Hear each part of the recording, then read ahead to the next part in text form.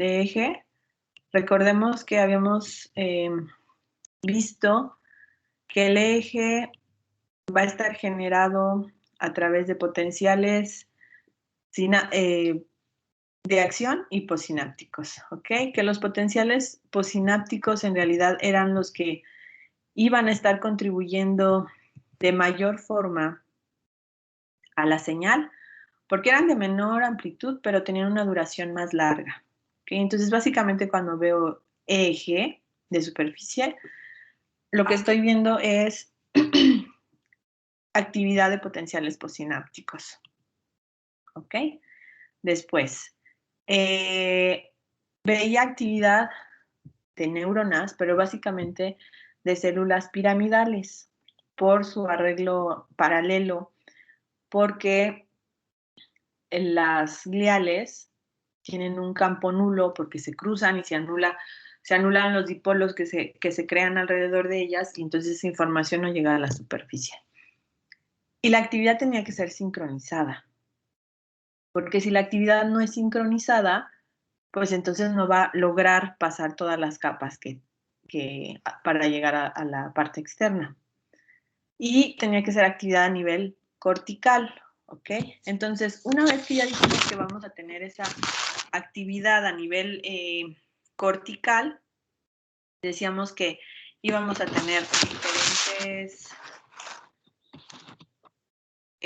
pozos de información que íbamos a considerar la cabeza como un volumen conductor, y entonces vamos a tener la formación que se puede dar de varios dipolos, puede ser un dipolo único o dipolos múltiples dependiendo de la activación que se dé, de acuerdo a la actividad que se esté llevando, la actividad neuronal que se esté realizando. ¿Ok? Y entonces lo que vamos a ver es que podemos tener actividad que se da de forma aleatoria o de forma determinista, que sería más relacionado con la parte de sincronización. Entonces ahorita vamos a ver que, por ejemplo, cuando ustedes están en sueño profundo, hay sincronización, ¿ok? Una gran cantidad de neuronas está haciendo una función similar. Vimos que va a haber diferentes tipos de dipolos, tangenciales y radiales. Y bueno, habíamos empezado a hablar también de los electrodos, que yo iba a tener electrodos de aguja y obviamente electrodos superficiales, que normalmente iban a ser de plata o también pueden ser bañados en oro. Y pueden ser colocados de forma individual o vienen así en gorras ya ubicado con las ubicaciones establecidas de acuerdo a un sistema de adquisición establecido, y entonces se pone la gorra y ya se pone gel en cada electrodo y se hace la conexión. Los electrodos de aguja, pues obviamente van a ser invasivos y van a ser más puntuales para ver alguna actividad particular. Si se conecta a nivel del cuero cabelludo, se conoce como electroencefalografía. Si es a nivel de la corteza, se conoce como electrocorticograma. Y a niveles más profundos se le llama estereoelectroencefalografía. Y así se abrevia. ¿Ok? Entonces, para eje de superficie podemos utilizar electrodos de cúpula o puede ser incluso electrodos de aguja, muy, muy pequeña, para que la adquisición quede a nivel de cuero cabelludo. Cuando es electrocorticograma, pueden utilizarse malla de electrodos, los electrodos en forma de matriz o de vector. Y para estereoelectroencefalografía podrían ser igual electrodos de aguja con cierta profundidad, o pueden utilizarse los electrodos que vimos que tienen diferentes profundidades. ¿Okay? Son como varias agujas en un solo electrodo, pero tienen diferentes profundidades. Y esta es la imagen, por ejemplo, de la colocación de electrodos para un electrocorticograma que dijimos que era a nivel de la corteza. Y bueno, les comentaba por qué era necesario, por ejemplo, en cirugías, estar monitorizando la actividad de EEG. Ahora, para colocar los electrodos, como anteriormente para SG y para EMG, yo puedo tener la adquisición monopolar o bipolar o diferencial. Entonces, en la monopolar, o también llamada referencial, tengo mi canal de interés, la parte positiva y la parte negativa que va a ser mi referencia, ¿ok? Y para la bipolar, yo tengo 2 puntos de medición y voy a tener una referencia, además, ¿ok? O sea, aquí la diferencia con el monopolar es que tengo 2 puntos de información que van a estar haciendo. El voltaje que voy a medir es la diferencia entre estos 2 puntos. Por eso aquí tengo 7 microvolts en la posición F4 y 0 en C4 y la salida es 7. Si yo tengo el mismo voltaje en los 2 canales, la salida es 0, ¿sí? Si tengo 7 y menos 7, la salida es 14, ¿ok? Ahora, ¿qué referencia se utiliza para EEG? Puede ser un punto que ahorita vamos a ver que es igual, donde yo no tengo tanta actividad, en este caso eléctrica neuronal, pero también puede utilizarse una referencia promediada.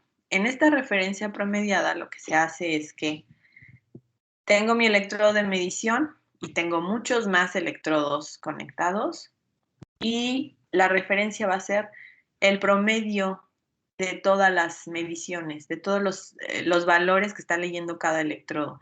Eso se conoce como referencia promediada, ¿ok? Mientras que el montaje laplaciano, ese montaje laplaciano es algo similar, pero lo que va a suceder es que va a medir, cada electrodo va a medir la diferencia entre ese electrodo y el promedio de todos los demás electrodos como la referencia promediada, pero este promedio va a ser un promedio pesado por el laplaciano, ¿ok? Entonces, son similares, nada más que en el montaje laplaciano el promedio va ponderado por un factor. Y además de estos 2 tipos de referencias, puede utilizarse, por ejemplo, las orejas interconectadas, el mentón o la nariz. La desventaja es que particularmente en estos 2, pues puedo tener artefactos de MG. Y se utilizan otras referencias, por ejemplo, una que se llama esternovértebro-clavicular, que se colocan 4 electrodos alrededor del cuello, uno en la punta superior del esternón, uno en la séptima vértebra cervical y 2 sobre las clavículas. Otro es una referencia de collar, donde es un elemento conductor en forma de collar que es bañado en una solución salina que funcione como electrolito.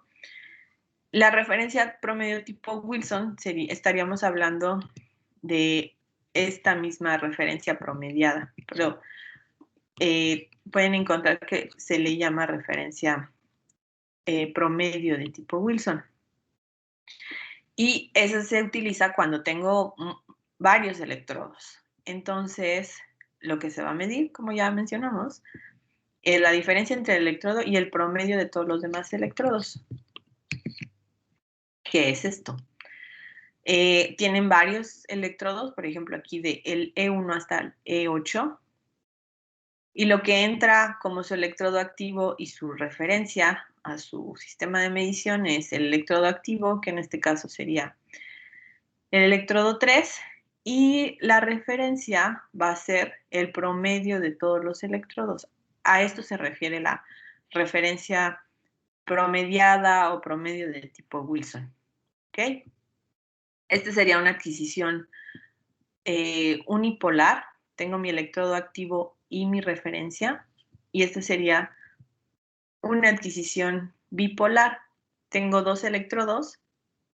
Tengo también un electrodo de referencia, obviamente, pero estoy midiendo la diferencia entre estos dos puntos de medición. Ahora, para colocar los electrodos sí existe una forma estandarizada que se conoce como el Sistema Internacional 1020, que es el más utilizado, que tiene 21 electrodos. Y hay otro que es el Sistema Internacional 1010, que tiene 64 electrodos. El que más se utiliza a nivel de clínica y pues también de investigación, el más común es el Sistema 1020, así, Sistema Internacional 1020. Si ahora ustedes se ponen a leer artículos donde se aborda la señal de eje, seguramente dirá que se adquirió el Sistema Internacional 1020 y luego se seleccionaron algunos canales. Porque este es el sistema 1020, entonces todos estos electrodos se conectan, pero si decíamos que ya vimos qué zonas tienen cierta función en el cerebro, si yo estoy haciendo una maniobra particular donde se va a activar una zona en específico, pues seguramente me interesarán solo algunos electrodos, no todos. Y obviamente esta colocación considera ambas partes, ambos hemisferios. ¿Cómo se colocan? Lo que se hace es, se mide del nación, que es este punto que se ubica aquí, al inión, y esa longitud se va separando en el 10% de esa longitud, luego más 20, más otro 20%, otro 20, otro 20 y un último 10. Y estos son sus puntos de referencia. En esos puntos de referencia van a ir colocando estos electrodos, FZ, CZ, ¿sí? Y después en la parte entre la oreja y el centro de su cabeza, se va en medio de esta, de donde se une este 10%, que ahí se colocaría el T3, con respecto a la parte media, en medio ahí se colocaría C3, ¿ok? Y después ya solo se ubican en las partes intermedias, F3, F3, F4, P3, P4, ¿ok? Entonces, estos de alrededor son los que ubican con estas distancias, 10, 20, 20, 20, 10. Y después, a partir de CZ y esta línea imaginaria, sería esta línea imaginaria, ubican C3 y después ya ubican F3, 4, P3, P4. ¿Okay? Así se colocarían. Si tuvieran que colocar los electrodos de forma manual, así lo tendrían que hacer. Lo que hacen las gorras es que ya tienen esta distribución establecida. Hay diferentes tamaños de gorras, bueno, principalmente adulto y niño, y te colocan la gorra y ya quedan los electrodos ubicados en esta configuración. Y es un montaje de electrodos obviamente más rápido que estarlos colocando uno por uno. Ahora, aquí está marcado que tienen electrodos, por ejemplo, A1 y A2, que serían sus referencias, ¿ok? Recuerden que una de referencia era las orejas interconectadas.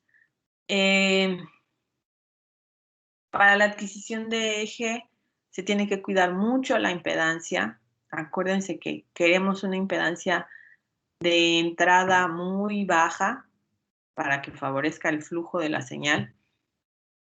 Y entonces, cuando se adquiere eje, los sistemas de adquisición traen también, el Biopac lo tiene, para medir la impedancia que está midiendo el electrodo.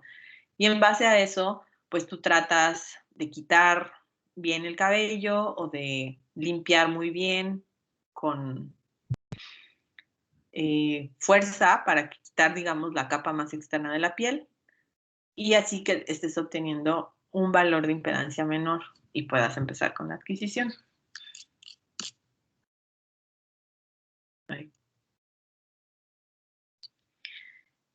Aquí se ven diferentes, digamos, modelos de gorras y como ya están configuradas con las ubicaciones de electrodos. Por ejemplo, aquí no, este no es el sistema 1020 porque tiene muchos más electrodos, este también sería el sistema, correspondería al sistema 1010, pero por ejemplo, este sí es el sistema 1020. Y por ejemplo, ustedes ven aquí, esta sería la referencia, ¿no? Puede ser también colocada en la frente y también, por ejemplo, aquí en la mejilla. Este sería el sistema 1010. Así se ubicarían los 64 electrodos. Obviamente, entre más electrodos tenga, si yo quiero después analizar las señales, pues voy a tener una mejor muestra del fenómeno que está ocurriendo, porque tengo más puntos de medición.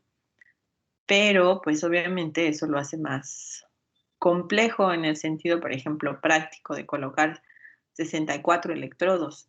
Generalmente, cuando se adquiere eje, se utiliza una gorra, ¿sí? Porque resulta muy complicado estar colocando electrodo por electrodo. Y además la gorra ya se sujeta. Aquí tiene que, cómo se sujeta, mientras que si colocan electrodo por electrodo tendrían que buscar la forma de sujetar uno por uno. En cuanto al sistema de adquisición de la señal de EEG, al igual que con EMG, utilizamos el mismo sistema básico que ya vimos. Obviamente cambia sus características de amplificación y su ancho de banda de la señal, ¿sí? Voy a tener igual un pulso de calibración, la etapa de aislamiento. Aquí falta algo muy importante que es la fuente, pero obviamente la alimentación de todo mi sistema. Y regularmente, por ejemplo, para eje, sí se suele poner el filtro notch de 60 Hz, porque la señal de eje tiene una amplitud muy baja y es muy susceptible a ruido, y entonces para tratar de eliminar lo más posible los ruidos que puede tener mi señal, aplico un filtro de 60 Hz. El ancho de banda va a ser de 0.5 a 100 Hz. La magnitud de la señal va a estar en el orden de los microvolts, pero obviamente va a depender también de la posición de los electrodos, de dónde se coloca la referencia y de la maniobra.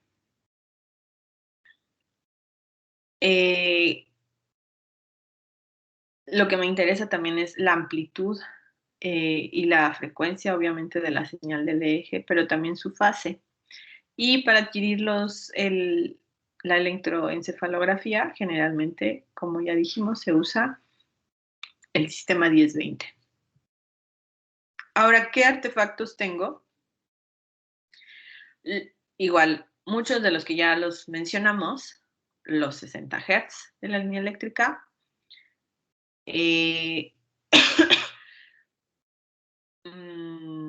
movimiento de los electrodos y fuentes del ambiente, ¿no? La interferencia electromagnética que veíamos, si estoy cerca de una transmisora de radio, de televisión, ese tipo de ruido que afecta a todas las señales. Y dentro de los artefactos o interferencias fisiológicas, pues está la respiración, la señal del ECG. Creo que ya les había pasado, sí, ¿no? Les enseñé una señal donde se veía EEG y se veía el latido. ¿Sí se acuerdan? Señales también de EMG. Y muy importante, el movimiento de los ojos, ¿sí? El parpadeo, no podemos evitar parpadear, ¿ok? Entonces el parpadeo es un artefacto que va a estar presente en la señal de eje y que no quiero, ¿sí? No quiero los parpadeos. Hay varias técnicas de procesamiento de señales para evitarlos, ¿ok? Y es uno de los artefactos que van a estar y que pues no se desea. Aquí se ve, por ejemplo, un artefacto MG. Aquí es el latido, como es periódico, así pueden darse cuenta que es eje. Y bueno, aquí tienen la señal de eje, varios canales, y también la señal de SG, y ven que coincide esta variación con el latido, entonces obviamente es el artefacto del SG. Y aquí está el artefacto de los parpadeos, así que no lo queremos definitivamente en la señal de eje. Este es un artefacto por mover el electrodo. Y como ya habíamos visto ejemplos, el artefacto de 60 Hz, como la línea de base de mi señal se ve más gruesa. Y para el eje es muy difícil saber si estoy obteniendo una señal adecuada o no visualmente. Es muy difícil porque básicamente lo que yo veo pues es ruido, ¿sí?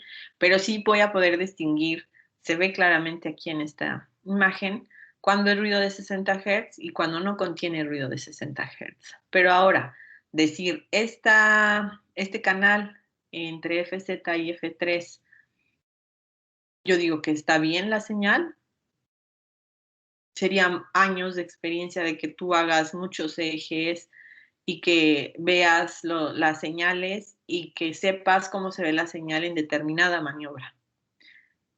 Va a haber cambios en la señal dependiendo de ciertas maniobras, pero visualmente es muy difícil decir que una señal está siendo bien adquirida. Eso se puede determinar hasta después, procesando la señal.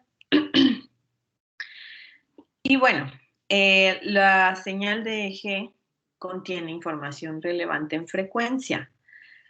Y vamos a ver que existen varios ritmos del electroencefalograma u ondas del eje, así pueden encontrar que se llama ritmos u ondas del eje. Y hay 4 principales: el alfa, beta, teta y delta. Y son definidos así por su rango de frecuencia. Van a tener algunas características, por ejemplo, de amplitud, dependiendo de dónde se colocan. Por eso decíamos que la amplitud puede cambiar dependiendo de la colocación de los electrodos. Pero en realidad la amplitud no es una característica relevante, ¿ok? Entonces ni se la aprendan. Por ejemplo, para el ritmo alfa, en condiciones de reposo y en la región occipital verían una amplitud del orden de 20 a 200 microvolts, y también se puede adquirir en la región parietal y frontal. Para el ritmo beta, tiene una amplitud más baja de 5 a 10 microvolts y se puede ver, por ejemplo, en zona parietal y frontal. Teta, alrededor de 20 microvolts, y delta, de 20 a 200 microvolts. Ahorita explicamos qué es la onda mu.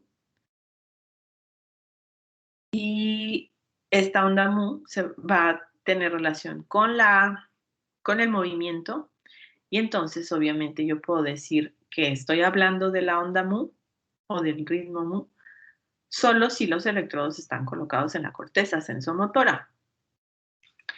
Ahora, ¿cuándo puedo ver cada uno de estos ritmos? Lo puedo hacer en base a algunas maniobras. Por ejemplo, el ritmo alfa es el ritmo que yo voy a estar viendo básicamente en condiciones de reposo. Aquí está su diferenciación en frecuencia. Alfa es de 8 a 13 Hz.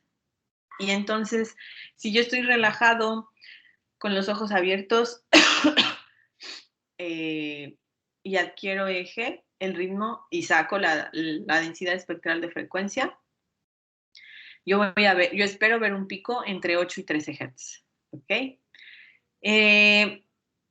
Estoy en reposo. ¿Ok? Por ejemplo, si tengo los ojos cerrados, lo voy a ver de mejor forma. ¿Por qué? Cuando yo tengo los ojos abiertos, aunque esté relajado y aunque esté en un cuarto blanco o un cuarto principalmente blanco, y luego si hay alguna otra pintura o imagen, estoy captando información visual y esa información visual es procesada. ¿Ok?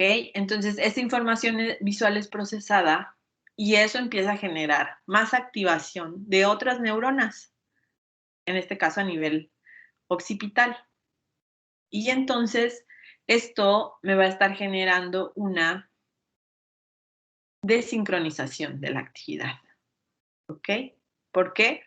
Porque empieza a haber actividad que no es igual a como estar toda, por ejemplo, relajada con los ojos cerrados. Abro los ojos, veo imágenes y entonces mi actividad se dice que se empieza a desincronizar. ¿Por qué? Porque se empezaron a activar otras zonas de procesamiento de información en mi cerebro. Si abro los ojos y aparte veo imágenes y aparte escucho, va a haber una desincronización mayor. Entonces, por ejemplo, en la práctica de eje, les preguntan, ¿qué es desincronización de la onda alfa? Eso es, ¿ok? Ahora, esta onda alfa, lo que esperan es que esta actividad mental adicional que se genera, lo que va a estar haciendo es que se generen ondas asíncronas, ¿sí? Porque es actividad más aleatoria y de alta frecuencia, ¿sí? Las oscilaciones son mayores, pero la amplitud disminuye. ¿Por qué? Porque la actividad ya no deja de estar toda sincronizada. Entre más sincronización tenga, la magnitud va a aumentar. Y sincronización se refiere a que muchas neuronas de mi cerebro están haciendo la misma actividad. Entonces, la actividad de mayor sincronización, por eso decíamos que era cuando estaba dormida. ¿Sí? Cuando alguien está dormido, hay una alta sincronización en la actividad eléctrica del cerebro. Entonces, hablando del ritmo alfa, ustedes tienen los ojos cerrados, ¿sí? Y tienen una amplitud. Cuando abren los ojos, la frecuencia debe de aumentar, las oscilaciones van más rápido y la amplitud disminuye. ¿Por qué? Porque se está desincronizando la actividad neuronal del cerebro. Ahora, ¿qué pasa con otros ritmos? Por ejemplo, el ritmo teta. ¿Qué pasa cuando veo el ritmo teta? El teta va a ir de 4, bueno, vámonos hasta el más bajo. El delta menor a 3.5 Hz y es el que se va a presentar cuando estoy dormido. Entonces, cuando estoy dormido en sueño profundo, voy a ver mucha sincronización y voy a ver una disminución muy importante en frecuencia, menor a 3.5 Hz, ¿ok? Entonces, esto me está diciendo la sincronización y desincronización también se asocia con esto. Si yo estoy teniendo actividad altamente sincronizada, hay menor frecuencia. Si tengo alta actividad desincronizada, es decir, hay múltiples eventos que se están procesando a nivel del cerebro, esto está generando que la frecuencia aumente. Entonces, el ritmo delta lo veo en sueño, ¿ok? Y, por ejemplo, en adultos, en ese rango menor a 3.5 Hz. Pero, por ejemplo, si yo también puedo verlo en bebés y si lo vieran en bebés, se puede asociar a estas frecuencias a la presencia de tumores o, por ejemplo, si tengo también esta actividad cuando estoy despierto, muy baja frecuencia, puede ser también un indicativo de la presencia de algún tumor o de Alzheimer. Sí, porque cuando estoy despierto no espero ver este ritmo a tan baja frecuencia, porque cuando estoy despierto estoy procesando mucha información. Ahora, En el ritmo teta, que es de 4 a 7.5 Hz, este ritmo lo empiezo a ver, por ejemplo, cuando empiezo a tener algún tipo de tarea mental, ¿no? Empiezo a tener algún tipo de procesamiento mental. Puedo ver que también se evidencia por estrés emocional.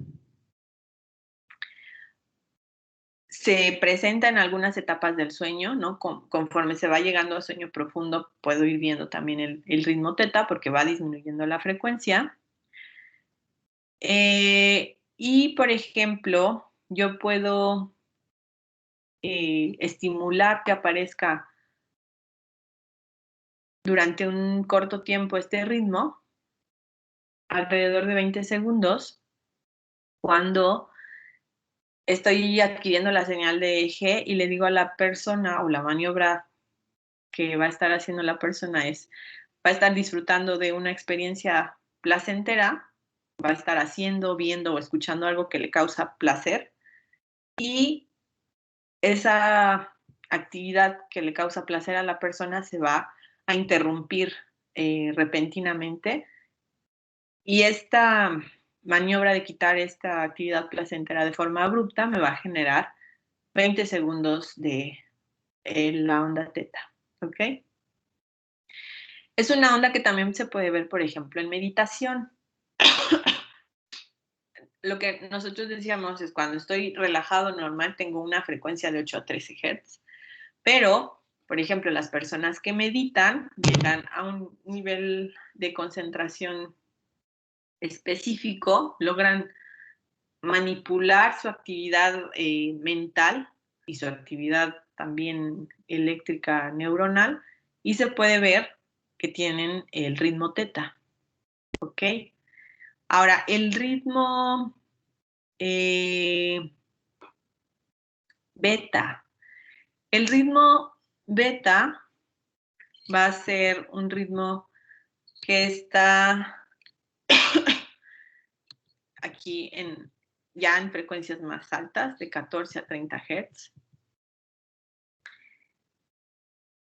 Y se espera que ese ritmo se asocie a actividad mental, a tareas complejas, ¿ok? Pero también se puede ver una actividad beta, por ejemplo, inducida con tratamiento barbitúrico, con sedantes. Puede, digamos, inducir la presencia de esta actividad, ¿ok? Entonces, tenemos estas tres bandas, la delta, sueño profundo,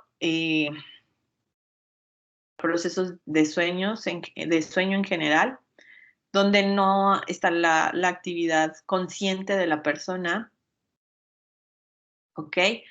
Y, por ejemplo, se ha visto que esta onda delta, o se puede, así como puedo ver onda delta en tumores o en Alzheimer, puede aparecer algún tipo de ondas irregulares en esta banda de frecuencias cuando se tienen dificultades de aprendizaje también.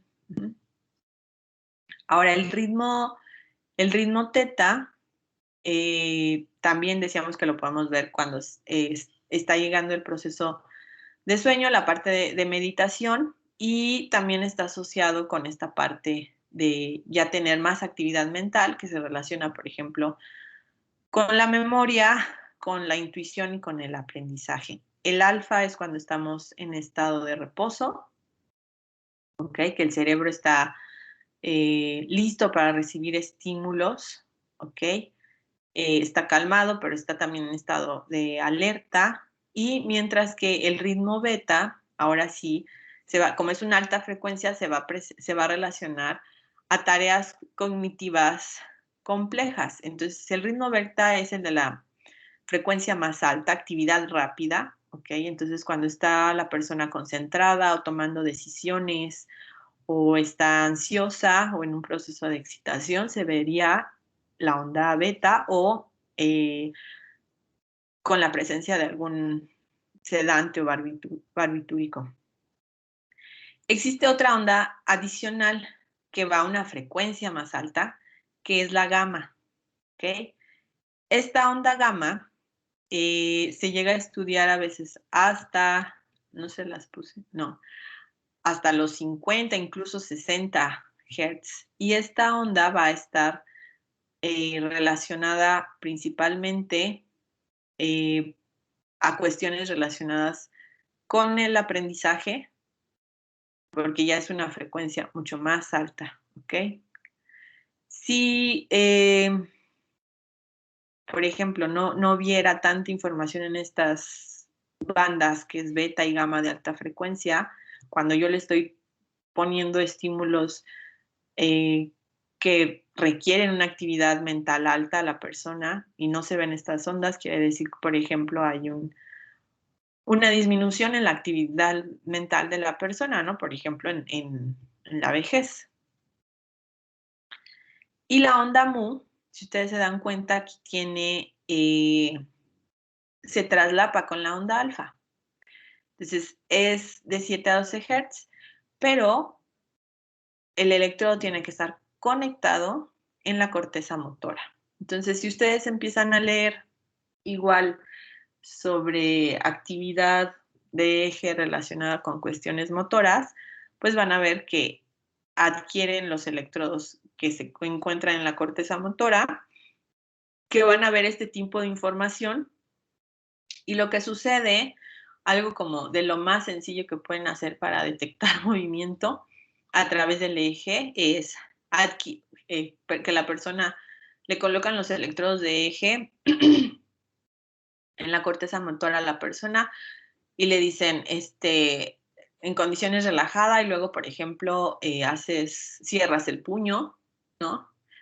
Y otra vez relajado y vuelves a cerrar el puño. Lo que esperarían ver es en su espectro el pico en la banda de 7 a 12 Hz, y cuando realiza el movimiento, la señal se atenúa. Suena muy sencillo, pero no es fácil, porque no todas las personas, es decir, aunque se sabe que puede verse esa respuesta, la persona tiene que entrenarse. Entonces, cuando quieren hacer algún protocolo de eje y, por ejemplo, se les ocurre, pues quiero intentar ver la señal de eje y tratar de controlar algo con la señal, no es tan sencillo porque la persona tiene que entrenar a estar realizando esta actividad para poder lograr que se vea el cambio a nivel de, por ejemplo, en frecuencia de eje.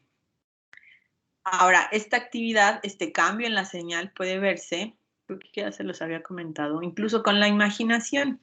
Por eso es que la señal de eje se utiliza para personas que no tienen extremidades, por ejemplo. La persona puede imaginar el movimiento y estar generando un cambio en su señal de eje, igual al que si moviera la extremidad, por ejemplo. Imagina el movimiento y entonces hay diferentes,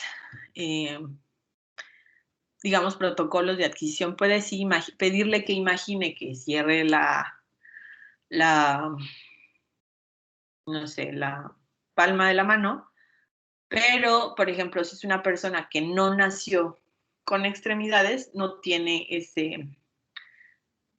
esa capacidad de imaginar ese movimiento porque nunca lo ha hecho. Entonces, lo que se hace es entrenar a la persona, por ejemplo, con un cubo y que está viendo cómo gira el cubo a la derecha o el cubo a la izquierda, y entonces después ya va a imaginar ese movimiento.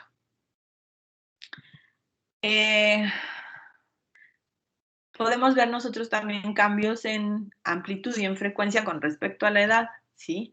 No voy a tener siempre este rango de frecuencia presente en todas las edades.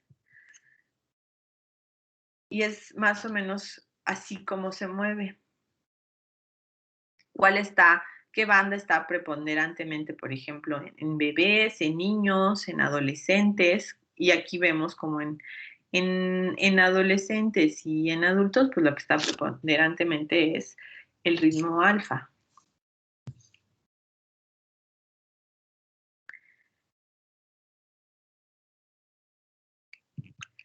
veíamos la parte de la actividad del ritmo beta y aquí vemos actividad del ritmo mu, que está relacionado con la actividad motora, pero decíamos que la persona tiene que ser entrenada y no precisamente todas las personas son o logra evidenciarse ese cambio en la señal en todas las personas. También hay ondas conocidas como ondas lambda, que se refieren más bien a estímulos visuales. Generalmente adquiridas en regiones posteriores y, por ejemplo, si están recibiendo algún estímulo visual, la respuesta a ese estímulo visual se va a ver como una onda y a esa onda se le llama onda lambda. Y con respecto al sueño, que decíamos que iba a estar la presencia del ritmo delta, menor a 3.5 Hz, aquí vemos cómo va cambiando la señal de eje cuando está, por ejemplo, en una situación de excitación, está relajado es el ritmo alfa, se está quedando dormido, está somnoliento, entonces puede empezar a ver ahora el ritmo teta y ya empieza a quedarse dormido hasta llegar al sueño profundo, donde aquí se ve claramente cómo disminuye la frecuencia de las oscilaciones en la señal y hasta estar, por ejemplo, en un estado de coma, que voy a tener una frecuencia mucho más baja que 3.5 Hz. Esta es otra imagen de, pues, de los ritmos y de forma resumida, por ejemplo, en la banda que se va a ver en niños no es la alfa, sino primordialmente es la teta, y también, por ejemplo, en adultos que están empezando a dormirse. Y bueno, decíamos que la onda delta puede verse, por ejemplo, en bebés, ¿ok? O niños muy pequeños. Y adultos dormidos. Y aquí está cómo se vería, por ejemplo, la actividad, cómo se vería modificada la señal de eje debido a un ataque epiléptico, ¿ok? Este es igual otro resumen, que ya dijimos cómo, a qué se asocia cada banda. La teta con meditación, sueño profundo, estado beta ya estado de alerta, actividad cognitiva y gamma con toda la parte de aprendizaje, ¿ok? Esto es lo mismo. Y vamos a ver algunas maniobras que me facilitan ver estos ritmos. Una, ya la mencionamos, es la apertura y cierre de ojos para el ritmo alfa. Entonces, cuando está el sujeto con ojos cerrados, voy a ver alfa, el ritmo alfa de forma muy clara. Bueno, cuando luego se ponen a intentar verla en el laboratorio no es tan claro, pero eso se espera. ¿Por qué no puede ser tan claro? Principal debido al sistema de adquisición. No es que el biopac no sea bueno, sino más bien sus electrodos y la colocación de los electrodos es lo que ahí falla. Porque la señal de eje es una señal difícil de adquirir. Y ya vimos que cuando abre los ojos hay una desincronización de la onda y hay una disminución de la amplitud. Otra maniobra es la hiperventilación. Se le pide a la persona que respire a una frecuencia muy alta, 20 o si se puede más respiraciones por minuto, durante un periodo de 3 o 4 minutos. Y lo que va a suceder es que empieza a disminuir la frecuencia de los ritmos cerebrales. Y se puede llegar al final de la maniobra, después de los 4 minutos de hiperventilar, a frecuencias del orden de los 2 o 4 Hz, ¿no? Relacionado con actividad delta, teta.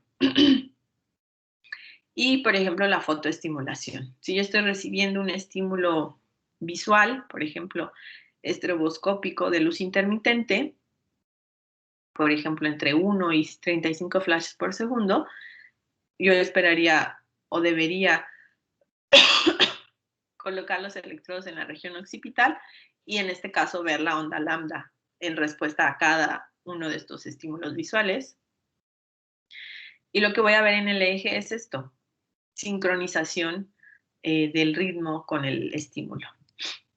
Aquí está la parte de la fotoestimulación y cómo se observa que se tienen cambios debido a la presencia de los estímulos, ¿no? Que se van teniendo, que son constantes.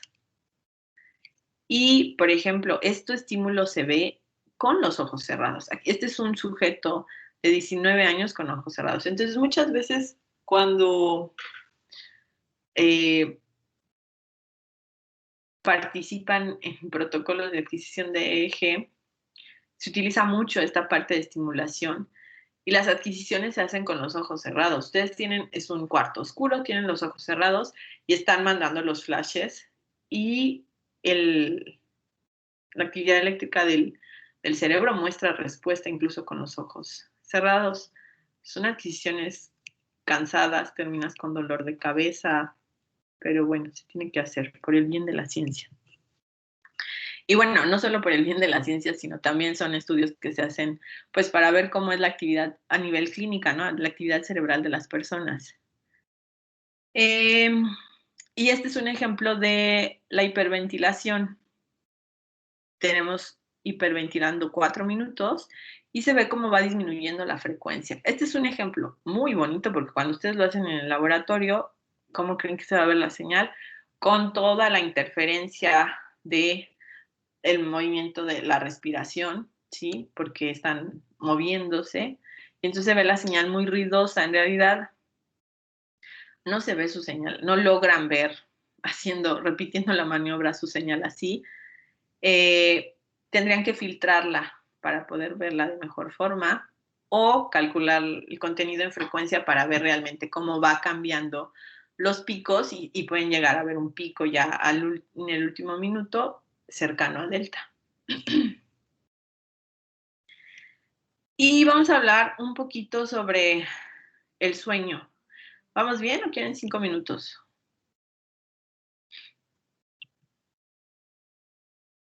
Yo estoy bien, no sé. ¿Le seguimos? Sí, hay que Sí, seguirle. vamos a seguirle. Sí. Duda. Sí. ¿El equipo 5 va a exponer hoy o expondremos hasta mañana? Ay, no es cierto. Igual y termino lo del sueño y empiezan a exponer. Ok, gracias. Gracias por el recordatorio. Entonces, vamos a ver un poquito sobre el sueño, solo en cuestión, pues, como para que sepan qué sucede y relacionado con que el ritmo delta se ve durante el sueño. Tenemos 2 fases, REM y no REM. REM, movimientos rápidos oculares, y cuando no hay este tipo de movimientos. Y esta parte también de el ciclo de sueño. Yo tengo fases del sueño. Aquí tengo hasta 4 fases, pero ya en la actualidad solo se consideran 3, donde la 3 ya sería considerada sueño profundo. Y estas fases de fase 1, fase 2, 3, 4, eso se considera el ciclo del sueño, como desde de que estoy despierto llego a sueño profundo y cuando estoy dormido o dormida, estos ciclos se repiten. Bueno, ahorita vemos si tengo una imagen. Es decir, ustedes pueden tener el primer ciclo, llegan a sueño profundo y luego pueden volver a empezar. No necesariamente en la fase 1, pero regresan a la fase 2, 3, 4 y luego otra vez regresan a la 3 y luego vuelven a subir, ¿sí? Y estos ciclos de sueño entonces se repiten un número variable de veces, entre 3 y 7 veces durante la noche que está dormida la persona, y la duración de cada ciclo es variable. Por ejemplo, una alumna de doctorado que trabaja conmigo, ella estudia el sueño en personas que trabajan de noche. Y las personas que trabajan de noche duermen de día, pero regularmente, o bueno, en estas señales que tenemos, duermen menos. Pero lo que hemos visto es que a pesar de dormir menos, hay algo que se llama macroestructura y microestructura del sueño, no se afecta. O sea, realmente logra llegar, por ejemplo, a sueño profundo, sus ciclos tal vez son más cortos, pero logra adaptarse a esta disminución de sueño. Entonces depende obviamente también de cuánto dura el tiempo en que la persona está dormido, pero por ejemplo puede durar entre 70 y 120 minutos, 60 a 90 minutos de sueño no REM y 15 a 30 minutos de sueño REM. No sé si han sido observadores y han visto cuando alguien duerme y han logrado ver los movimientos oculares rápidos. ¿Alguien lo ha visto? ¿O nadie? ¿No? ¿Nadie? ¿En Sí, serio? sí, yo sí lo he notado. ¿No tienen hermanitos o algo así? O que se desvelan ustedes, espero, y se van a dormir y ven a algún familiar que está dormido y logran ver los movimientos oculares rápidos. Pongan atención, desvélense hoy. Si quieren les dejo tarea para que se desvelen y antes de irse a dormir ustedes pasan a ver a algún familiar a ver si les toca ver. Obviamente no puede que se acerquen a ver a la persona dormida y puede no estar en sueño REM, tiene que estar en sueño REM para que se vean los movimientos oculares rápidos. Y entonces en el sueño no REM están estas fases del sueño y se dice que durante el sueño REM es cuando se lleva a cabo el sueño paradójico, es decir, los sueños. Y además de estas 3 fases, bueno, 4 fases del sueño, o que pueden ser definidas ahora en la actualidad como 3, se presentan ondas teta y delta, pero y alfa, por ejemplo, vigilia es cuando estás despierto. Hay otras ondas que se conocen como usos, ondas B o ondas K, que se presentan en el sueño. Entonces, aquí están algunas características de las fases. Por ejemplo, en la fase 1, que es somnolencia temprana, se presentan estas frecuencias de 2 a 3 y 4 a 7 Hz. Se conoce como alfa paradójica porque si la persona despierta en esta fase, la actividad alfa reaparece de forma sencilla, porque apenas está quedando dormido, está en la fase 1. Y se puede dividir en somnolencia temprana y somnolencia profunda, y ahí ya empiezan a verse ondas vértice, y que son como descargas en forma de espiga y positivas, ¿ok? Un cambio positivo y después un cambio negativo. Entonces aquí están las ondas vértices, que serían estas que se señalan con las flechas, y estas que se señalan con los asteriscos corresponden a ondas agudas positivas en la parte occipital, O1 y O2. En la fase 2 ya empieza a haber frecuencias más lentas, pero también hay como una combinación de frecuencias lentas y rápidas, y no hay como, es decir, esto puede variar entre individuo e individuo. Se presentan estos usos de sueño y estas ondas en vértice que se conocen, por ejemplo, como complejos K. Y aquí se ve cómo se ven los usos del sueño y los complejos K. En la fase 3 y empieza a disminuir más la frecuencia, se empiezan a presentar los complejos K, y en la fase 4 pues ya la actividad delta y los complejos K o los espigas ya empiezan a ser menos frecuentes, y cuando se dan los despertares en esta fase, estos despertares son asociados con desórdenes del sueño, como sonambulismo, terror nocturno, enuresis, que es orinar mientras está dormido. Y bueno, dentro del sueño, esta sería como la macroestructura, ¿no? Todas las fases 1, 2, 3, 4.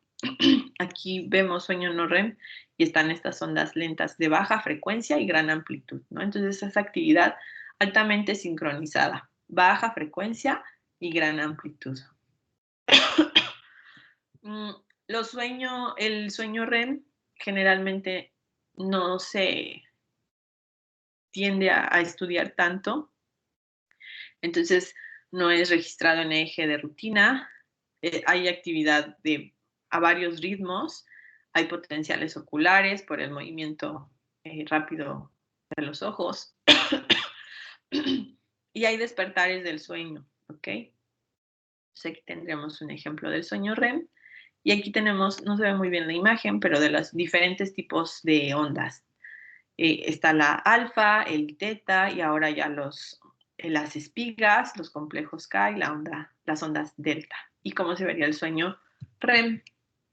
Y este es algo que se conoce como los ciclos del sueño, es algo que se conoce como hipnograma, que se genera en los estudios de polisomnografía, que son los estudios que se llevan a cabo en las personas para evaluar el sueño dormidas, y les colocan varios sensores. EEG, MG, EOG, SG, la adquisición de la respiración. ¿Y cuál es la funcionalidad de la polisomnografía? Hay infinidad de enfermedades relacionadas con el sueño y obviamente para evaluarlas, pues se hacen este tipo de adquisiciones. Y aquí lo que se tiene es conforme va las horas del sueño en el tiempo, cómo fue cambiando de fase del sueño. Estaba despierto, pasa la 1 a la 2, entonces este sería el primer ciclo. Y por ejemplo, aquí pasa de la 4 a la 2 y luego otra vez de la 3, muy poco tiempo, y luego a la 4. Y esto lo hace el médico. El hipnograma anota y obviamente, pues sí, ya hay esfuerzos para tratar de que esto se haga, por ejemplo, de forma automática, pero gran parte lo sigue haciendo el médico, haciendo anotaciones de en qué fase se encuentra la persona durante el sueño. Y obviamente los algoritmos que se desarrollan se comparan con el médico. Siempre en esta parte de la biomédica, en imágenes y en señales, muchas veces o casi siempre el gold estándar pues es el médico. Bueno, ya después pasaríamos a ver potenciales evocados, entonces vamos ahora sí con la presentación. ¿Alguna pregunta en lo que sus compañeros comparten pantalla? ¿No hay preguntas? Yo sí, bueno, casi desde el inicio había mencionado algo sobre electrodos activos. ¿Qué eran esos? Bueno, lo de los electrodos activos y electrodos pasivos, eso se les quedó leerlo, ¿no? Les pasé ¿Alguien se acuerda de lo que leyó? ¿No? ¿No lo leyeron? No les dejé cuestionario, no les dejé nada, ¿verdad? ¿Nadie lo leyó?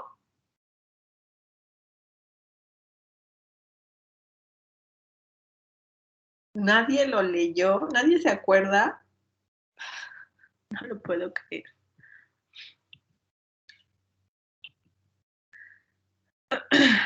Los electrodos activos están... no, lean el artículo. Les pasé un artículo y les dije que les iba a preguntar. No les pregunté, pero quiero decir que nadie lo leyó. Sí nos hizo un cuestionario de electrodos.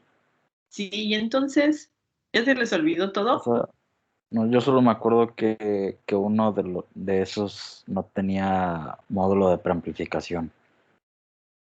Los Creo que electrodos pasivos. Ajá. son de los que hemos hablado. Los electrodos activos se considera cuando ya tienen algún tipo de instrumentación. ¿Ok? Voy a retomar el tema y voy a hacer un repaso de eso, pero les pasé un artículo y bueno, sí les dejé el cuestionario, pero que nadie se acuerde, qué barbaridad. Entonces, revisen otra vez de hecho, no fue un solo artículo, creo que les pasé 2 o 3. Pero Lo retomo si quieren, pero sí léanlo. Por lo menos acuérdense. ¿Ok? ¿Alguna otra pregunta? ¿No hay preguntas? ¿No les genera nada de dudas lo que están viendo? ¡Qué barbaridad! ¿Ok? Vamos a pasar. Sí. En el sueño REM, el movimiento de los ojos genera mucho ruido. Sí, sí, por eso era lo que decíamos que es casi no se estudia, que tiene actividad polirrítmica, diferentes ritmos se ven ahí, y bueno, está la actividad obviamente del movimiento ocular.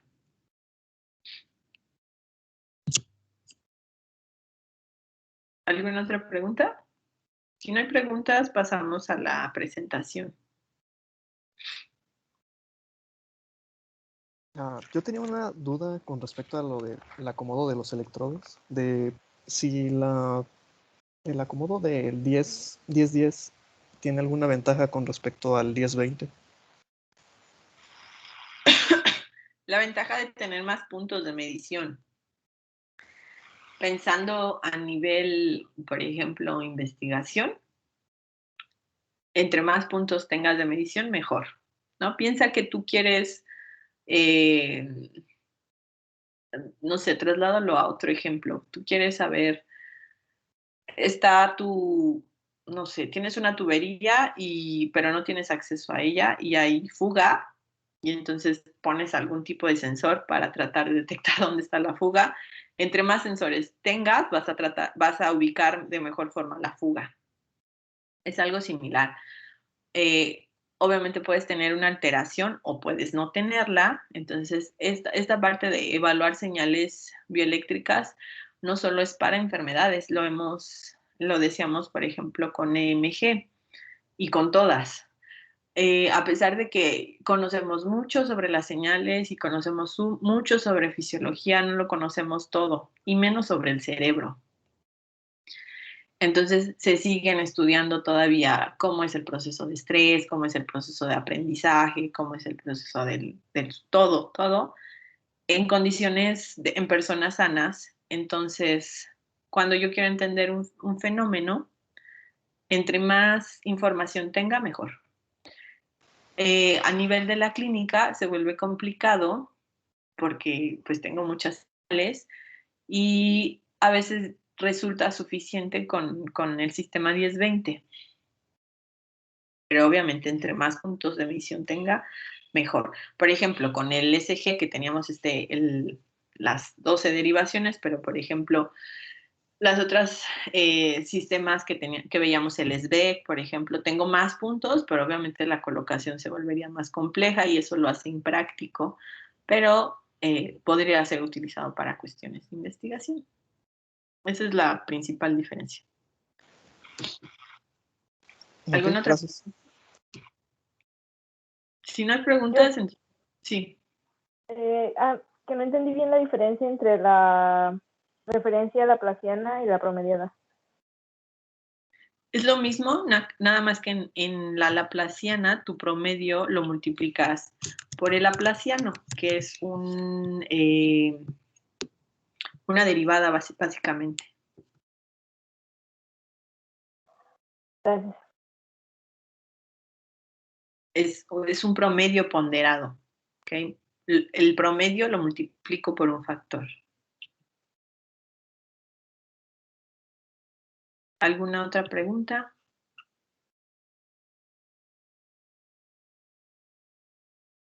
¿No? Ok.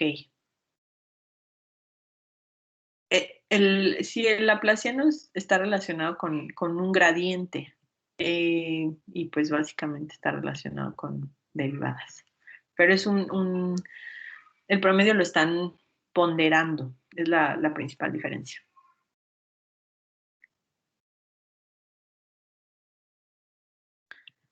¿Alguna otra pregunta? Sí, enseguida de eso, la medición bipolar también tenía la referencia así, promediada. No, la referencia promediada la van a utilizar básicamente solo cuando tienen muchos electrodos. Por ejemplo, tienen el sistema 1020 y pueden tener como referencia las orejas, pero también podrían tener una referencia promediada. Si tienen 1 o 2 electrodos, no pueden hacer esa referencia promediada porque tienen muy pocos electrodos para promediar. Entonces, la referencia promediada es cuando tienes adquisiciones multielectrodos de varios. Cuando es unipolar o bipolar y son pocos electrodos, una cosa es que sea unipolar o bipolar y luego el número de electrodos. ¿Ok? Entonces, si tengo 1 o 2 electrodos, pues pongo mi referencia como un punto, que puede ser la frente, la nariz, la sien, veían que era la mejilla, las orejas. Y puede ser esa misma referencia si tengo muchos electrodos. En el sistema 1020, generalmente, por ejemplo, son las orejas. Pero también podría poner yo como referencia esta referencia promediada, cuando son muchos electrodos. ¿Sí? Sí, gracias. ¿Alguna otra pregunta? Bueno, entonces, ¿nos pueden compartir, por favor, su presentación?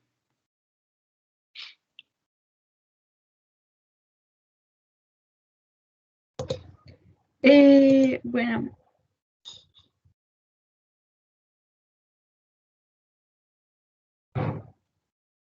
Bueno, nosotros somos el equipo 5 y vamos a presentar la práctica de electromiografía en el que se hizo el análisis de 2 señales de EMG del brazo dominante y del brazo no dominante bajo distintas condiciones.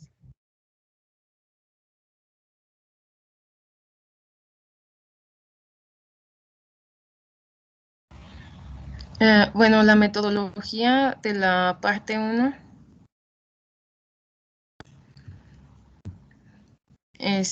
consistió en la medición del brazo dominante y no dominante. La maniobra consistió en hacer 4 ciclos, 2 apretando el puño 2 segundos y relajándolo 2 segundos hasta formar 4 ciclos. En cada ciclo se aumentó la fuerza de contracción, como se puede observar. Y la señal tenía 2 canales, uno de la señal de EMG y otro de la integral, que se puede visualizar la envolvente. Siguiente. Perdón que las interrumpa o que los interrumpa. No les dejé que particularmente que leyeran la práctica. Entonces, si no la leyeron, por favor, en este momento descárguenla todos y vayanla revisando a la par de que sus compañeros presentan. ¿Ok? Por favor. Adelante, perdón.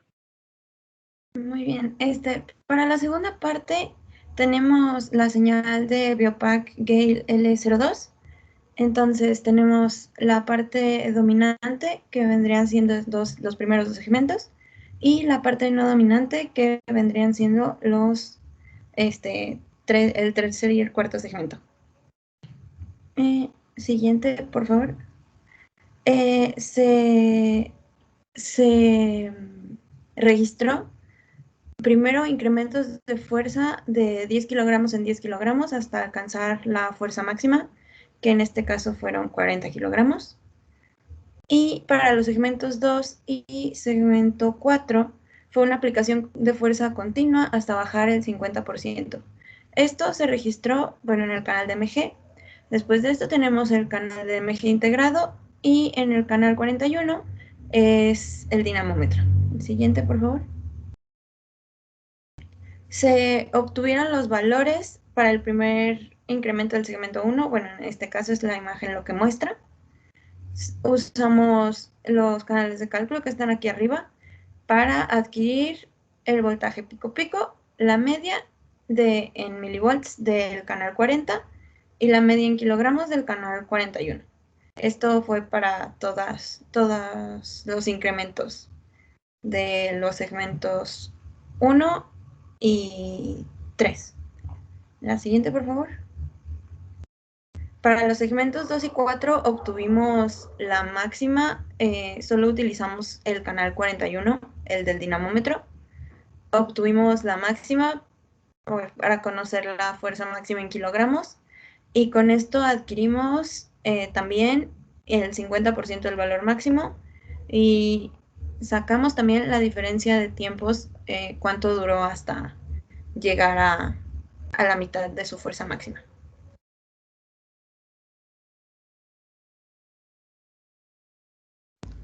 Bueno, y ahora pues vamos a ver los resultados obtenidos. En este caso pues yo les voy a explicar los resultados de la primera parte. En este caso la tabla 1.1 va a corresponder a las mediciones del registro de EMG, que recordando pues en nuestra señal pues era el primer canal. En este caso, bueno, otra vez recordando, la señal pues comprende 4 ciclos y consistía en apretar, soltar y esperar. Para el cuarto ciclo lo que vamos a estar observando es el apriete que corresponde a la fuerza máxima pues sí, del paciente o de la persona. Entonces, para este caso, pues no, me voy a enfocar en esa parte, en el valor medio para la fuerza máxima que corresponde al ciclo 4. Y pues podemos ver que el brazo no dominante pues es el que obtiene la media de contracción más alta. Aquí me es importante mencionar pues que en este caso nuestro cuerpo pues es regido por por un hemisferio. En este caso la parte derecha de nuestro cuerpo es manejado por el hemisferio izquierdo y viceversa, la parte izquierda es manejada por el hemisferio derecho. Entonces esta especialización o diferenciación entre hemisferios que controlan, pues hace que, o podría explicar el comportamiento diferente que existe entre el brazo dominante y el brazo no dominante. Entonces, ahora viendo la fuerza, el resultado o el valor medio de la contracción obtenido por la fuerza máxima, para el brazo no dominante podríamos decir que esto se explica por la cantidad de unidades motoras reclutadas para poder ejercer la contracción, ya que, bueno, puede ser que el brazo dominante, debido a la especialización, pues no es muy utilizado o no está acostumbrado a ejercer esa cantidad de fuerza, entonces requiere un mayor reclutamiento de unidades motoras, y en cambio el brazo dominante pues no requiere un cambio de potencia alto en sus unidades para ejercer su máxima fuerza. Siguiente, por favor. Ahora, la anterior, por favor. Ahora sí, esta tabla, la tabla 1.2, vamos a ver o hablar sobre el tono muscular. En este caso, en nuestra señal, el canal que corresponde al tono muscular, pues fue el canal de EMG integrado. Y pues podemos ver que la media para el brazo dominante es ligeramente más alta, y en comparación, o bueno, en las dos medidas, tanto antebrazo dominante como brazo no dominante, pues podemos ver que el tono muscular incrementa conforme va pasando cada ciclo. Sin embargo, al final, en el cuarto ciclo para la fuerza máxima, vemos ahora que el tono muscular para el brazo dominante es mayor. Esto lo podemos explicar porque, bueno, se ejerció la máxima fuerza y el tono muscular pues presenta una ligera contracción, y esto limita su elasticidad y hace que aumente la resistencia al movimiento pasivo. Esto conforme pues van pasando los ciclos. Entonces, cuando el músculo está contraído, aumenta su tono, la contracción se fija, la contracción fija la articulación, y pues esto cuesta un poquito más moverla. Entonces, recordando el tono muscular, pues corresponde a la resistencia del músculo al estiramiento pasivo mientras está en reposo, es decir, la tensión pues que se detecta en el músculo cuando está en reposo. Eso podría explicar que conforme va pasando cada ciclo y después de cada contracción, pues se va limitando un poquito más debido al movimiento que está ejerciendo.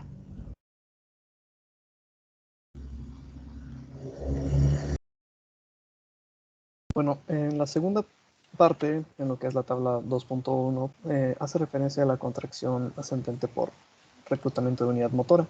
Lo primero que podemos notar y que hacemos referencia es cómo la fuerza media en kilogramos es mayor bueno, se acerca más a lo que es el valor de kilogramos que se plantea para el ejercicio. Siendo esto porque se puede observar en la gráfica que se mantiene con mayor tiempo y menos oscilaciones, lo que significa que tiene un mayor tono muscular, y esto es debido a que los músculos de este brazo tienen una capacidad de trepar de los filamentos de actina sobre miosina más grandes, más altos, lo cual a final de cuentas nos da como resultado que tenemos más puentes de miosina actina. Siguiente. Posterior a esto, no, es la anterior, esa. Aquí en este punto nos fijamos en lo que es el valor de pico, que en el caso del brazo dominante sigue siendo mayor, salvo en el segundo caso en específico. Esto indica que se tiene una mayor actividad en lo que es ese brazo, mayor actividad eléctrica. Siguiente. Ya para esta otra parte, lo que es en el MG integrado, la medida de voltaje es mayor en lo que es el antebrazo no dominante. Esto, contrario a como podría creerse en un principio, no quiere decir que se esté contradiciendo a lo que se dice de que el antebrazo dominante tiene una mayor capacidad de fuerza. Sin embargo, es todo lo contrario, ya que esto significa que hay una mayor actividad en cuanto al hecho de que tiene que hacer un mayor esfuerzo para poder realizar un trabajo similar, por así decirlo. Siguiente. Y finalmente aquí se puede ver más que nada como que el tiempo para poder llegar a lo que es la fatiga muscular en lo que fueron los segmentos 2 y 4, donde se tenía que realizar el ejercicio de mantener la fuerza hasta una fatiga al 50%, porque principalmente tiene el antebrazo no dominante tiene una capacidad menor de recuperar lo que son los iones de potasio al interior de la célula y al mismo tiempo expeler lo que son los iones de sodio. Esto genera lo que es una pérdida de homeostasis en el músculo y a su vez reduciendo lo que es la estimulación del proceso contráctil. Siguiente.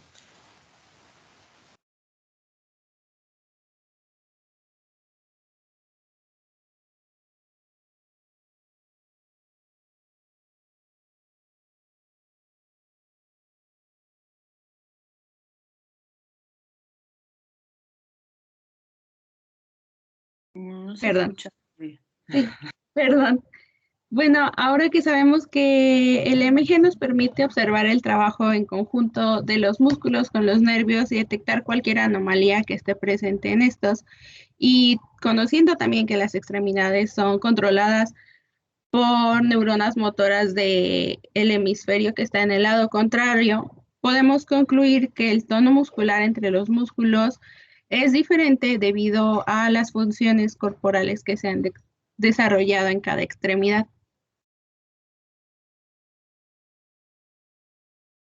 Y bueno, eso sería todo. Vi que en su reporte incluyeron las preguntas que eran por equipo, entonces les voy a dejar otras a los equipos porque pues obviamente se las pueden copiar. O bueno, yo espero que las contesten mucho mejor que el equipo 5. Ok, equipos. Pueden irse a la primera, bueno, preguntas de alguien. Estoy haciendo esta modalidad porque, bueno, de por sí siento que el curso es complejo. Yo siempre les pido a todos todas las prácticas, pero yo espero que dejándoles una práctica a cada equipo hagan su mejor esfuerzo para hacer el reporte de la práctica.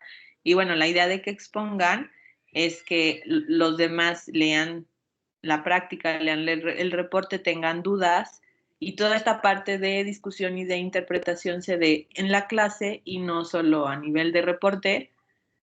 Y bueno, que yo les dé comentarios de forma individual y a veces no me da tiempo de hacer la discusión a nivel de clase con todos. Obviamente la práctica es para reforzar el conocimiento Entonces, los que no están haciendo o que no han hecho la práctica de SG o MG, tienen que leer la práctica y tienen que preguntar y que todo lo que se vio en la práctica les tiene que quedar claro, porque ese es el punto. Solo estoy tratando de disminuir su carga de trabajo para tratar de que también hagan mucho mejor el trabajo y que no me entreguen un reporte así súper rápido donde no discuten nada, las mediciones las hacen más o menos, porque tienen que entregar. Básicamente igual sería una práctica por semana, porque así vamos avanzando. Pero si yo veo que no preguntan y que les, por ejemplo, en las evaluaciones de mañana, que les pregunte sobre MG y no me contestan, los voy a poner a hacer todas las prácticas, porque quiere decir que entonces no está funcionando esta estrategia. Yo me daría cuenta que está funcionando porque hay preguntas o porque cuando yo les pregunto, sí me pueden contestar. ¿Ok? Entonces, preguntas.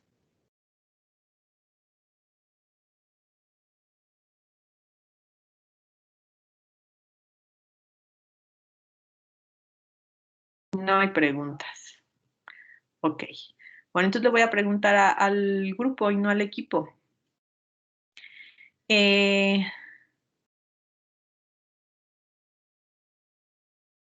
Susana, ¿tú qué esperarías? ¿Que el brazo dominante o el brazo no dominante tuviera más fuerza? Pues yo esperaría que fuera el brazo dominante. ¿Y ellos qué? ¿Perdón? ¿Ellos qué encontraron? La verdad no revisé su reporte, doctora. Pero lo acaban de... Sí, pero estoy teniendo problemas de conexión y la verdad tenía pensado mejor revisar la clase después. Entonces me costó mucho entender la presentación. Lorena, ellos encontraron que el brazo dominante o el brazo no dominante tenía más fuerza. Y el brazo dominante. ¿El brazo dominante ejercía más fuerza? Sí, bueno, nada ¿Lograba más. fuerza? Ajá, o sea, porque les manejaba como valores muy altos, que nada más había que había una diferencia, o sea, que el brazo no dominante era el que le ganó, pero no recuerdo en cuál parte. Génesis, cuando hablábamos de que tú sí eres del equipo, cuando hablábamos de que Sí. iba a haber, que yo podía asociar fuerza con amplitud del músculo, después de la práctica, ¿tú qué dices sobre eso? ¿Me puedes repetir la pregunta, por favor? Es que se me cortó antes de amplitud. Ajá, cuando hablábamos en clase de la relación con fuerza y la amplitud de la señal de MG, mencionamos cómo se relacionaban. Ujú. Ahora que tú ya hiciste la práctica, ¿cómo podrías decir que esa relación, cómo es? Fuerza. Ajá. Pues la amplitud de la señal aumenta. Incluso, bueno, si lo vemos en las gráficas, pues lo podemos ver porque, por ejemplo, en este que es del brazo dominante, la señal específica que se le pide al paciente que haga poca fuerza, que es en el primer ciclo, e incluso en el cuarto es la fuerza máxima y se ve pues una amplitud mucho mayor en comparación de los dos. Ok.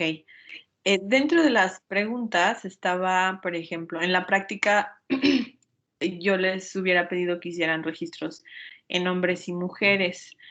¿Cómo explicarían? ¿Existe diferencia? ¿Y cómo explicarían esa diferencia de lo que investigaron? ¿El equipo también o el Pero grupo? déjame ver quién me contesta. No, sí, el equipo. Ok.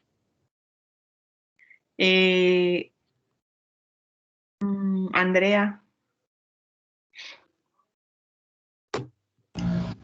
Sí, aquí estoy.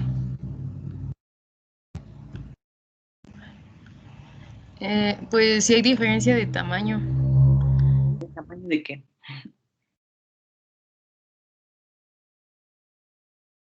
De las fibras musculares. Y entonces, ¿eso qué generaría? ¿Mayor fuerza o menor fuerza?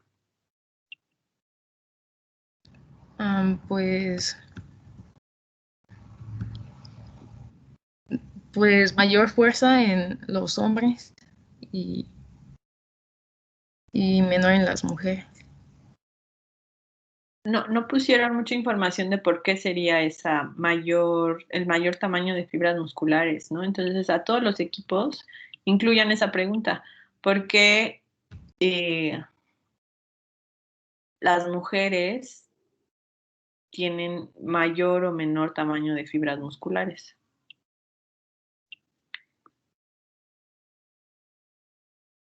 ¿Alguien había levantado la mano?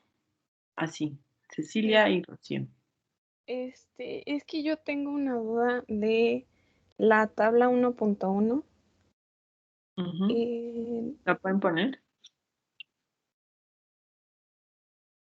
Ahí, en el antebrazo no dominante, el ciclo 4, en el voltaje pico a pico, me sacó mucho de onda ese valor de 8.596 milivolts. ¿En cuál?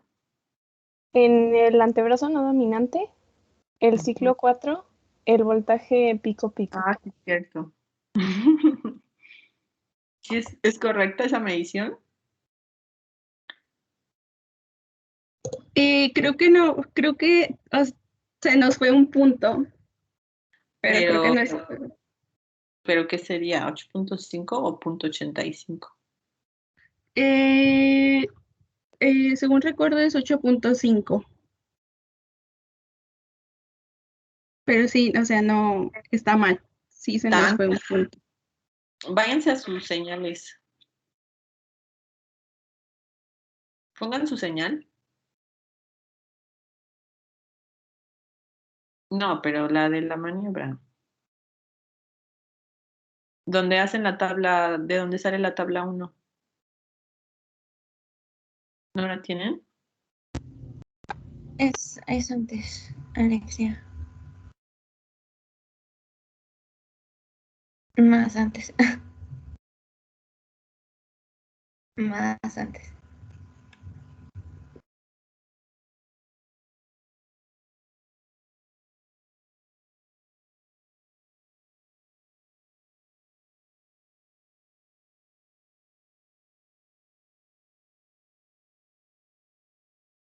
Ok, esos son los ciclos y entonces tienen...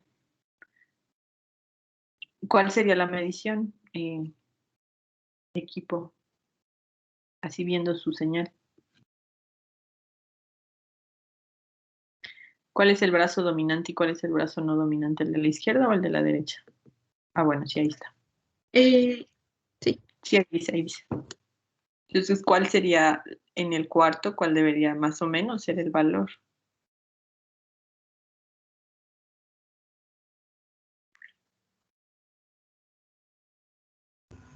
Debería de ser más o menos 2.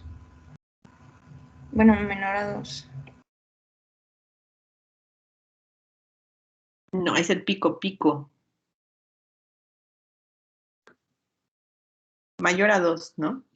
Entonces, sí, no es ni .85 ni 8.5. No sé por qué pusieron ahí ese valor, que también está mal, porque hicieron la media con, no sé, con... ese 29.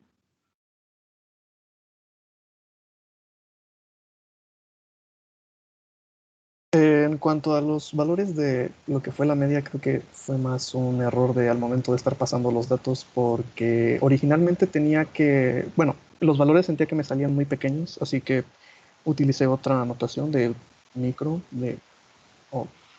y pues al momento de estarlo pasando creo que el programa de la diapositiva no detectó el carácter y lo eliminó, así que pues en ese caso lo que es la media de la tabla 1 es, perdón.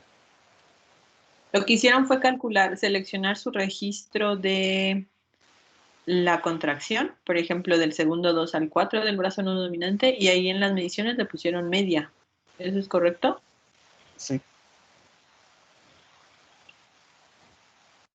Ok. entonces cuando calculan el valor medio, sus valores deberían de ser más o menos de qué orden. ¿El equipo o alguien de la clase? Dígame.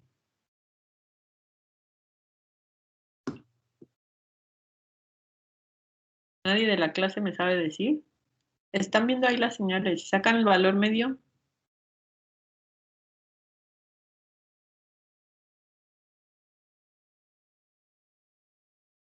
¿No?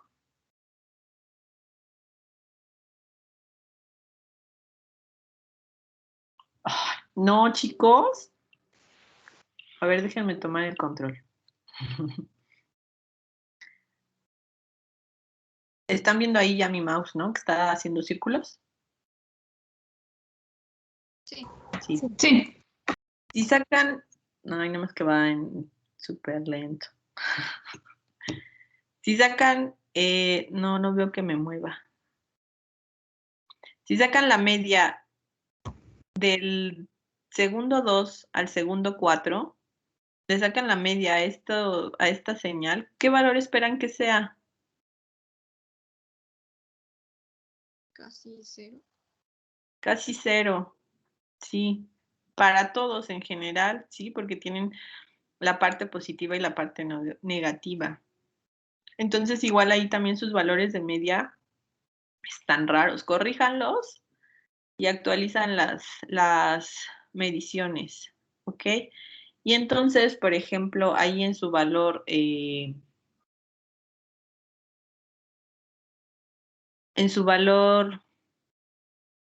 o en su integral, el dominante logra llegar a niveles más altos de fuerza, ¿ok? Básicamente, ¿cómo se explicaría eso? Sí lo explicaron, pero así en forma resumida, ¿cómo no lo explicarían?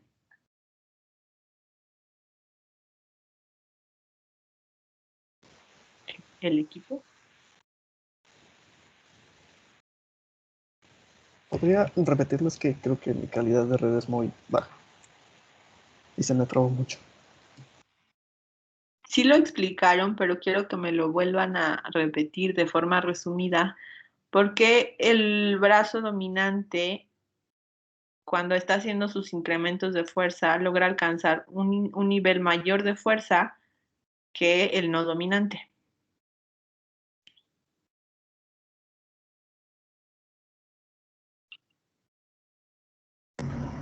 Ok, bueno, el incremento de la fuerza vendría siendo por la cantidad de unidades motoras reclutadas para ejercerla.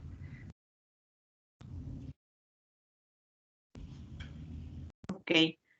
Tenía la mano levantada también Rocío. ¿Cuál era tu duda? Sí, era más como confusión con esas cosas. Y no sé si mencionaron que hubo o que vieron mayor reclutamiento en el brazo no dominante. Y bueno, ahorita creo que ya dijeron que era en el dominante, pero sí me confundí en esa parte. Y también porque había mayor actividad eléctrica en el dominante. Pero bueno, si escuché mal y en realidad el reclutamiento mayor fue en el dominante, pues entonces sí ya checaría todo. No sé.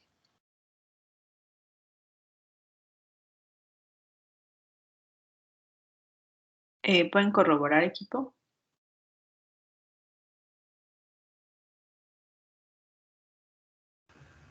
No comprendí muy bien la duda que se tenía. Sí hay un Sí. mayor reclutamiento. Ajá.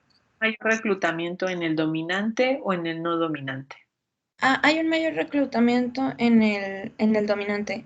¿Te puedes ir a las últimas tablas, Alexia, por fin? Lo que vimos que hubo mayor en el no dominante fue en el en el MG integrado, pero porque hace un mayor esfuerzo para llegar al mismo